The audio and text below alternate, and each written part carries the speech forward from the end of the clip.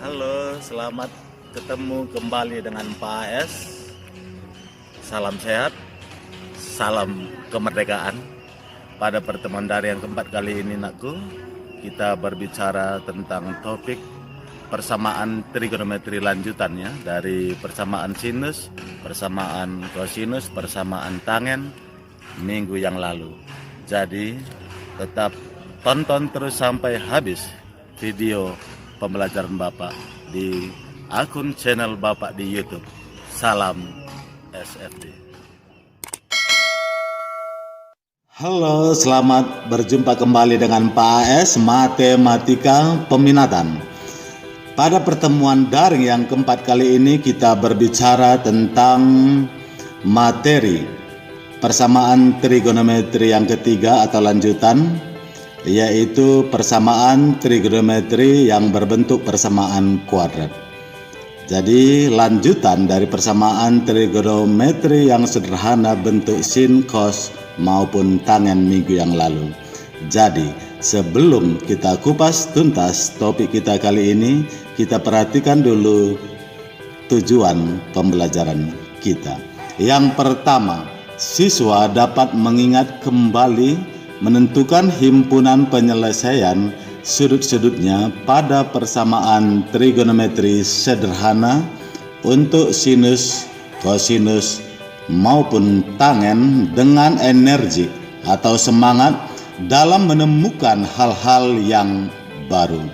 Kedua, siswa dapat memahami persamaan trigonometri bentuk persamaan kuadrat dengan tekun berdoa atau dina, yaitu berdoa sebelum dan sesudah kegiatan pembelajaran daring.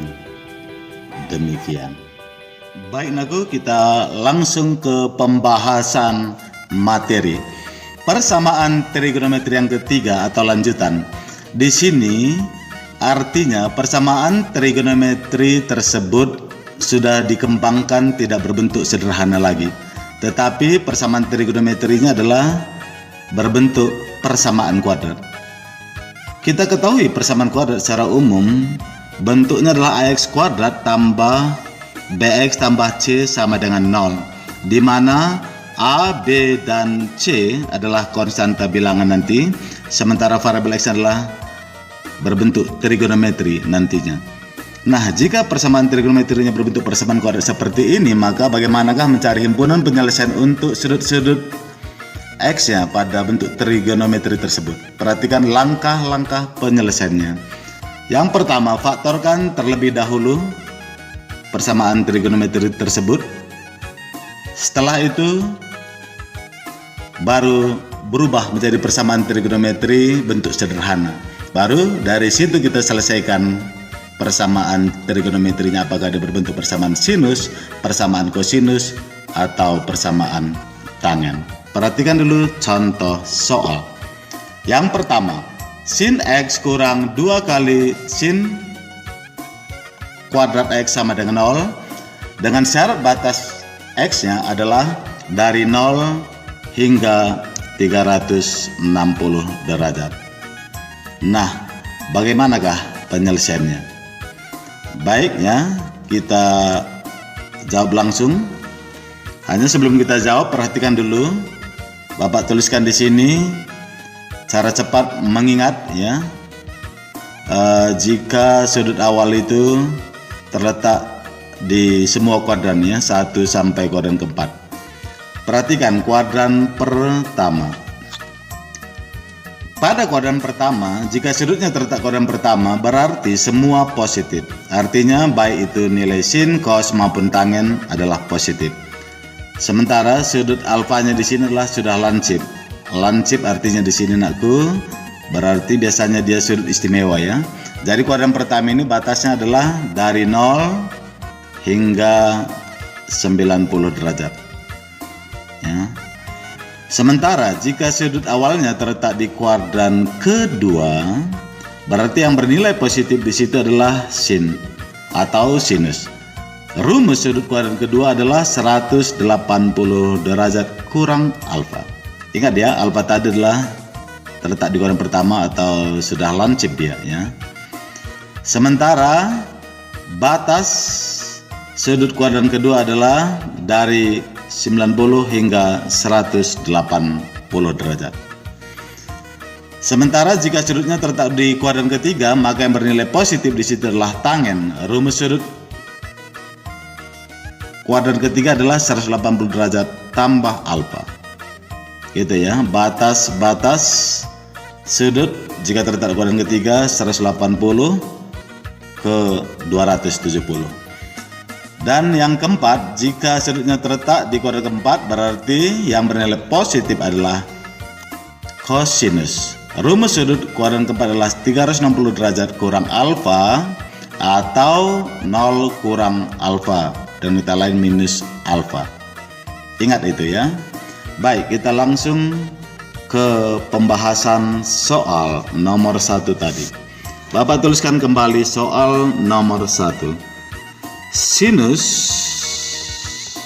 X kurang 2 kali sin kuadrat X sama dengan 0 katanya, dengan syarat batas X nya adalah dari 0 hingga 360 derajat. Tentukanlah nilai-nilai sudut X yang memenuhi dengan batas ini. Baik ya, perhatikan di sini persamaan trigonometrinya berbentuk yang memuat sin ya, dia berbentuk kuadrat. Berarti persamaan trigonometri ini adalah sesuai dengan persamaan trigonometri berbentuk persamaan kuadrat. Jadi langkah pertama penyelesaiannya tadi adalah faktorkan dulu ya sin X nya ya. Boleh kita buat pemisalan atau boleh juga langsung kita buat dulu langsung ya. Suku pertama muat sin, suku kedua juga memuat sin, berarti sama ya, kita keluarkan sin X nya. Maka pada suku pertama tinggallah bilangan atau konstanta 1 kurang suku kedua tinggal 2 kali sin X nya yang berpangkat 1 ya, karena sebelumnya kan pangkat 2 dia ya, keluar 1 berarti turun pangkatnya 1 menjadi sin X saja, sama dengan 0. Nah, di sini bentuk faktor perkaliannya sudah kita temukan. Berarti boleh dong kita pecah dia, kita uraikan dia ya.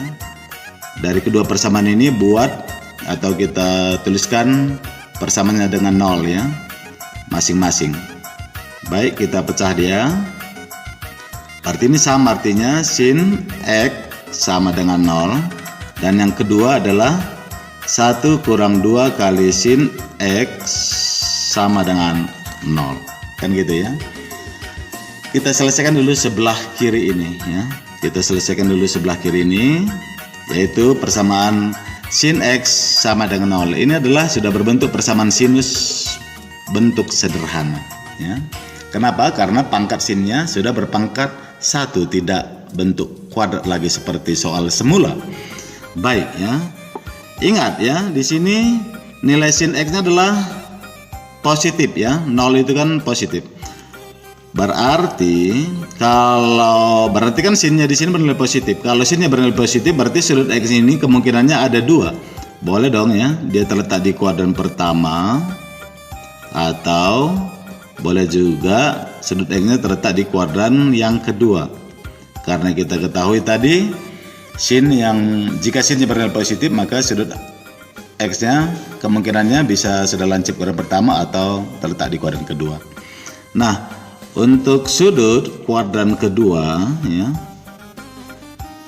kuadran pertama dulu maksud Bapak ya, berarti sin X sama dengan 0, sin X sama dengan 0. 0 ini kita gantikan dengan sin berapakah supaya setara dengan 0 nilainya? Tentu sin 0 juga. Oke, sama-sama kita coret ya, sinnya kedua ruas, maka dapatlah X-nya, sudut X-nya adalah 0 derajat. Kan gitu ya.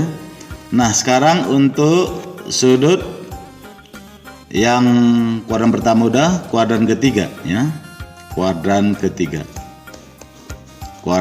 ketiga ya. Sin X sama dengan 0, sin X sama dengan sin berapa derajat kah supaya 0 tadi, yaitu sin 0 Nakku ya, kebetulan di sini kalau nilai sinnya 0 berarti ini adalah sudut sin yang di sini adalah sudut lancip atau sudut istimewa, boleh kita katakan ya. Yaitu selain sin 0 derajat, ternyata yang bernilai 0 juga adalah sin untuk sudut 180 derajat. Jadi sin 0 dengan sin 180 sama-sama bernilai 0 ya. Kita coret sinnya kedua ruas, maka dapat X-nya adalah 180 derajat. Baik ya, yang ini udah selesai ya, persamaan sin X sama dengan 0. Nah sekarang yang ini ya, ini lagi kita cari dari persamaan yang kedua, yaitu 1 kurang ya, 1 kurang 2 1 kurang 2 sin X sama dengan 0, kan gitu ya. Nah di sini kita susun, nyatakan sinnya di ruas kiri, sementara konstantanya letakkan di ruas kanan. Berarti dari sini setara artinya 2 kali sin X sama dengan 1. Nah dari sini setara artinya sin E-nya adalah 1/2 atau setengah. Ingat sin X di sini bernilai setengah, berarti kan positif ini ya. Berarti seperti yang kita katakan tadi, berarti sudut X-nya ada 2 kemungkinan, bisa terletak di kuadran pertama atau kuadran kedua. Oke, baik, jika sudutnya terletak di kuadran pertama,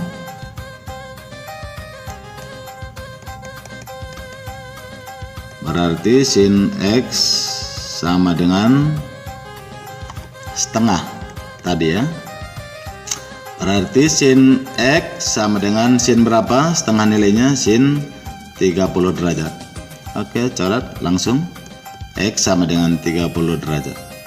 Oke, jika sudut sinusnya kemungkinannya adalah terletak di kuadran kedua, maka sin X sama dengan setengah ini dapat kita serahkan kembali menjadi sin 30 ya, setengah tadi nilainya. Nah di sini kita masukkan rumus sudut kuadran kedua. Bisa di mana anakku ya, sudut alfa lancipnya adalah kita pandang 30 derajat. Berarti sin rumus sudut kuadran kedua adalah 180 kurang alfa, alfanya gantikan 30 derajat. Berarti sin X sama dengan sin 150 derajat, baru coret sinnya kedua ruas, dapatlah X-nya 150 derajat. Apakah ini memenuhi ke batas? 300 dari 0 hingga 360 memenuhi.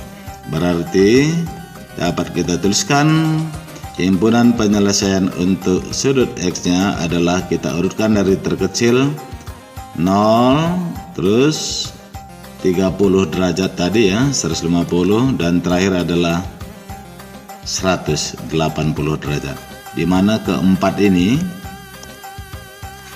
telah berada di dalam selang dari 0 hingga 360 derajat, berarti terpenuhi. Demikian ya penyelesaian nomor 1. Nah sekarang kita bahas penyelesaian nomor 2. Bapak goreskan kembali soal nomor 2, yaitu 2 kali cos kuadrat X kurang 5 kali cos X tambah 2 sama dengan 0 ya. Dengan syarat batas X-nya dari 0 hingga 360 derajat juga ya. Baik ya. Di sini Bapak buat dengan cara pemisalan dulu supaya jangan langsung ke bentuk trigonometri. Bapak ubah ke bentuk aljabar lewat pemisalan ini. Berarti cos X-nya Bapak misalkan dalam bentuk variabel baru, yaitu P misalnya ya. Kita gantikan cos X dengan variabel P. 2 kali cos kuadrat berarti P kuadrat kurang 5 kali cos berarti 5 kali P tambah 2 sama dengan 0. Oke, untuk sementara kita berubah bentuk persamaan trigonometri ke bentuk aljabar ya. Nah dari sini kita faktorkan 2P kuadrat ya. bentuk faktor perkaliannya adalah sama, artinya ini 2P kali P dalam kurung buat sama dengan 0 ya. Usahakan koefisien P kuadrat ini 1, berarti kalikan ke ujung kanan atau ke belakang, kita kalikan dia, berarti 2 kali 2 4 kan gitu ya. Ini kemudian kita hubungkan dengan nilai yang di tengah minus 5. Nah, kita cari dua bilangan ya. Kita cari dua bilangan yang menghubungkan pasangan ini. 4 ini hasilnya nanti adalah tambah, sementara minus 5 ini hasilnya adalah perkalian. Oke ya. Berapa tambah berapa hasilnya? Maaf ya, Bapak ulang terbalik ya. Di sini kali, di sini bentuk penjumlahannya maksud Bapak ya. Berapa kali berapa hasilnya 4, dan berapa tambah berapa hasilnya minus 5. Berarti boleh kita coba, yaitu minus 4 dengan minus 1. Kita ujikan, min 4 kali min 1, apakah benar positif 4? Benar. Min 4 tambah min 1, apakah benar min 5? Benar. Berarti sudah cocok ya. Min 4 dan min 1 ya. Kita ambil dari sini aja dulu min 1. Oke, langsung kita bagikan dengan koefisien P dari kurung lainnya. Berarti nilai yang depan P ini adalah 1. Baru minus 4 kurang 4, langsung bagikan dengan koefisien P dari kurung yang lain. Jangan dia dalam satu kurung ya. Berarti koefisien P di kurung yang lain adalah 2. Itu dia ya. Terus kita faktorkan. Dari sini dapat 2P kurang 1 bagi 1 1 dalam kurung kali P kurang 4 bagi 2 2 sama dengan 0. Berarti ini dapat terpecah. 2P kurang 1 sama dengan 0. Persamaan yang ini adalah P kurang 2 buat persamaannya dengan 0. Nah, dari sini ya, dari sini dapat kita tuliskan kembali, kita uraikan tadi persamaannya tadi adalah untuk 2P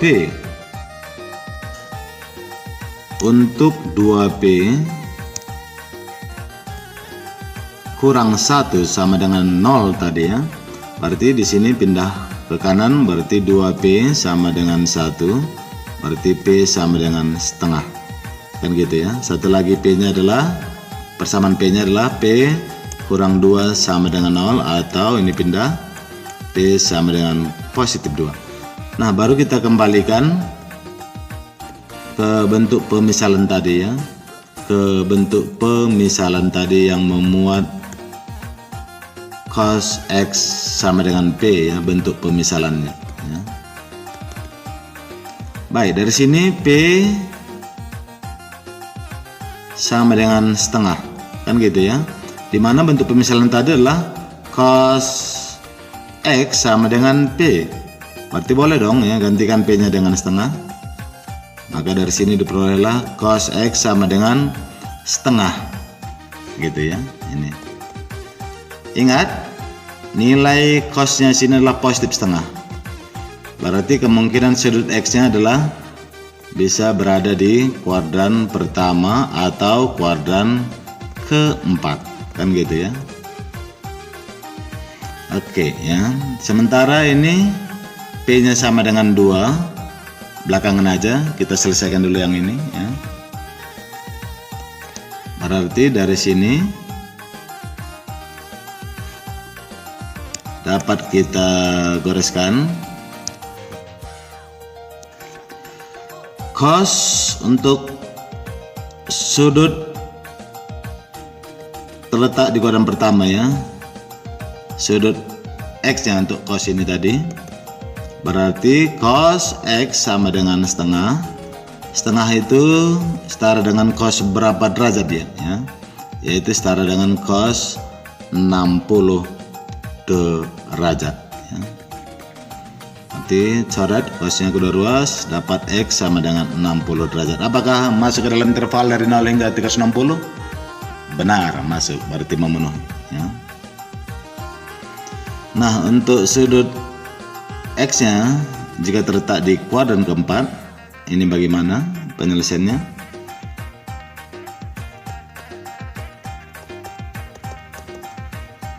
Oke, kita tuliskan dulu. Persamaannya tadi adalah cos X sama dengan setengah. Nah, dari sini ya,